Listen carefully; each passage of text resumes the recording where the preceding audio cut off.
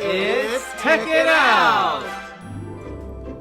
This week in Check It Out, Simon is showing you how to get email addresses out of PowerSchool. Jeff will show you the best translation app that you have ever seen. Greg will show you 2 tips to tidy up your tabs in Chrome. Mike will show you how to retrieve your criminal background check. Check it out! I hear it's all a rage to create emails to send to parents and students, or just parents, by using PowerSchool to get the email addresses and then using Gmail to send it. Sounds complex. It sounds quite tricky, but I'm going to show you a quick way of how to do it. If I want to send an email to my students or to my parents or both, I just log into PowerSchool. I'm under my current classes. I'm just going to use students for an example here. I click on students and you'll see a list of all their school email accounts. I'm just going to select all of those.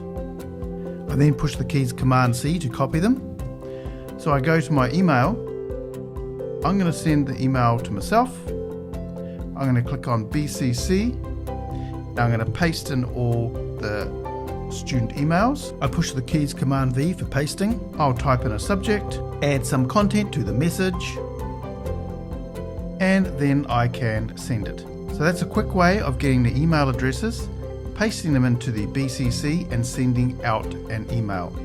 One of the advantages of this method is that the emails are always up to date.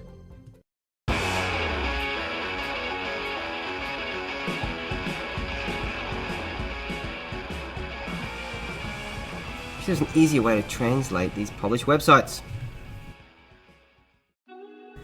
I really love visiting classrooms and seeing what cool tips and tricks I can learn from the students. The other thing I really love is finding tools that help me not just at school but in my everyday life.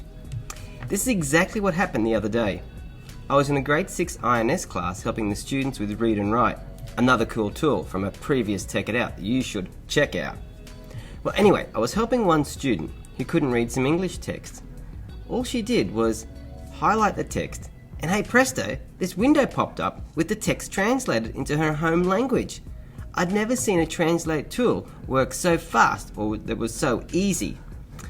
I asked her where she got it from, and she said that Mr. Julian helped her, and he helped her install it. So I suppose this Check It Out is a big shout out to Doug for showing our students, and now us, this cool Chrome extension. Once the class was over, I raced back to my computer and installed the TransOver extension to Google Chrome. Like most Chrome extensions, it's pretty easy to install. All you need to do is to go to the Chrome Web Store. Then I search for the app TransOver. This is what it looks like. Once I click on the app, I then have the option to add it to Chrome. I'll click on Add to Chrome and Add Extension. Then I get to the setting page and you can see that it's already been added. I can choose my language that I'd like to translate to. I'm going to choose English. And rather than clicking on a word, I'm going to use pointing at a word. Once I've saved that, TransOver will start working on any website I go to. Once I've installed a new Google Chrome extension, I always like to pin it. And to do this, we click on the extensions puzzle piece up here, find the extension, and click on the pin icon here. That way it'll always be in my toolbar up the top. And as this is a pretty useful extension, I definitely want it pinned. Now that my extension is pinned and installed, all I need to do is to click on it, and I can either type text directly into there, or even better, I can just highlight text, hover over it, and it translates for me. If you're on a Google Doc or some other website and you don't want to use it, it's pretty easy just to click on the TransOver icon up the top and disable it for this site. That's it. Really powerful, and it's probably one of the best translation tools I've seen and been able to use on a Mac, and I'll definitely be using it when I need to get my bicycle license.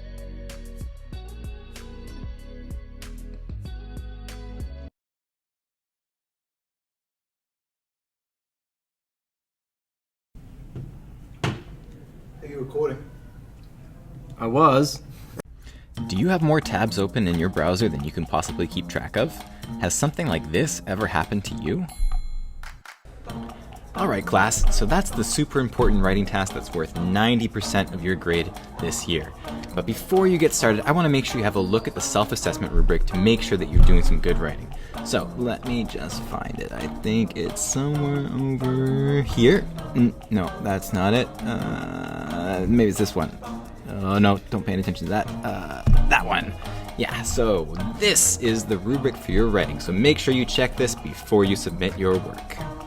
Luckily, you can spare yourself this embarrassment by using two great features in Chrome, Tab Search and Tab Groups.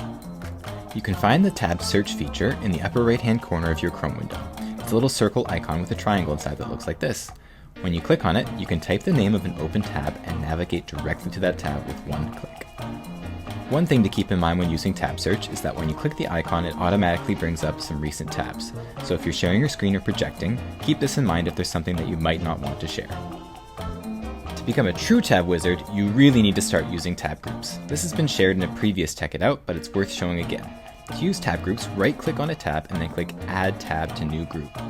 Then you can name the group whatever you like, choose a color, and then just start dragging in other tabs that you'd like to be part of that group from your window. You can see that a tab has been added when a little line goes across that tab that's the same color as the group. You can then collapse or expand the tab group by clicking on its name, and you can drag the group anywhere you like in the window, just like any other tab. To create a new group, right-click on another tab, go to Add Tab to Group, and select New Group. And just like that, within a minute or two, you can clear up the clutter in your Chrome window and make sure that everything is nice and organized. Another great thing about tab groups is that as long as you're signed into Chrome with your school email, the browser will remember the groups that you have open even if you quit Chrome or close your browser. To get back in, just go to File and reopen Close Tab, or alternately, you can go to History and then find the number of tabs you had closed and click it. And when you restore the tabs, you'll see that your groups are still there just the way that you left them. Happy decluttering! Waiting for your criminal background check to return negative is all the rage these days. But we've got a feeling that your background check is in fact ready to download. If you completed your criminal background check over the internet and in English, here's what you need to have and what you need to do to get it. Have your login information for the Ministerstwo Sprawiedliwości e-Kirk system, your trusted profile credentials, and your phone nearby to enter an SMS code to confirm your document signing. First, go to this website. The link is included in the description below. I'll click on Log In, and here I'll put in my credentials. Click on Log In. And now I can click on Request and Queries. So I'll click on that and List of Queries.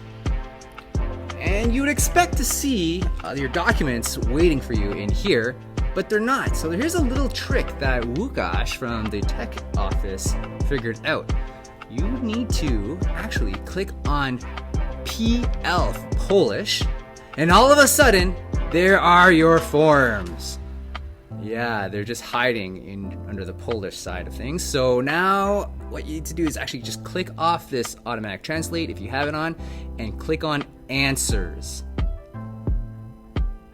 So click on Answers, and you'll be able to actually download your answer. So this first icon says download in zip format. I'll click on that. Then now I will sign with a trusted signature. It's kind of like you have to sign for your documents. So I'll click on that, and you have to put in your credentials for your trusted profile. Now I did mine through the gov.pl website. You might have done yours through the bank, so put that in. Log in.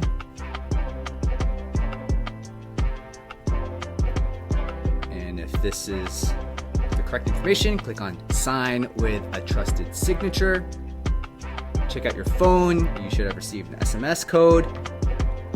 And once again, you'll be brought back to this page where you can click on that download in zip format icon once again, and it will appear in your downloads. So you can click on it, it'll unzip it, open that folder up, click on the PDF version of it. I'm just gonna click on spacebar. And in that box there, according to Mr. Wukash, it says, I am not a criminal. So what I'm gonna do now is I will print this and I will hand that to HR. I will get my reimbursement and I'll be free to work here because I'm not a criminal. Good luck!